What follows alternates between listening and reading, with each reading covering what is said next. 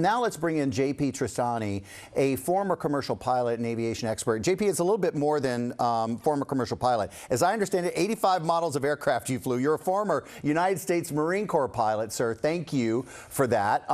So let's talk a little bit about bringing your expertise on what's going on. First question for you is, we know this is one of the most controlled airspaces in our country, but I think so many people are confused on why do they allow these Black Hawk helicopters and the military exercises along the Potomac when they know that there are planes landing. Can you explain a little bit about the relationship that goes on there because of the bases? Well, that's been going on for decades without any real problems. Maybe an occasional warning for a near miss and an avoidance that occurred, but I don't see any problem that this poses due to the particular flights. You have really the basic cause for this accident. It's very simple. The helicopter flew into a landing aircraft that was about a minute from touchdown, roughly about 400 feet. Then that's the cause of the crash. Now we have contributing factors that you have to start addressing. You know, JP, when we think about, the pilot community, and we talked to one of our colleagues here, and her husband's a commercial pilot, you being very connected to the industry, I got to just, first of all, share our condolences with you and your profession and all the people that you're interacting with. Your heart has to drop. This has to obviously be the worst fear. When you heard something like this happen, because we've had such a long stretch of safety, what went through your mind, and more importantly, how you doing, and how are the people that you're connected with in this community doing this morning?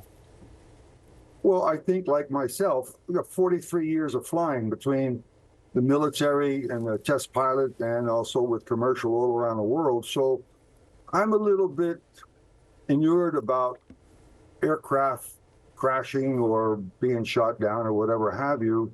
It's not cruel to say that. I'm not insensitive to it. To me, my first feelings when I began to get these reports was a tragedy. Airplanes are, in my occupation, an equal opportunity killer. And so if the pilot makes a mistake, you can rest assured that there's going to be serious consequences because of it. It's a tragedy, but again, a clear understanding of what happened is transparency, and the investigation will bring that out. But basically speaking, this Army helicopter, whether it was on a training mission or not, did not see and be seen, and therefore he flew directly into a landing aircraft. The commercial aircraft is a victim. Well, I mean, it sounds like when you hear the facts, that is what happened.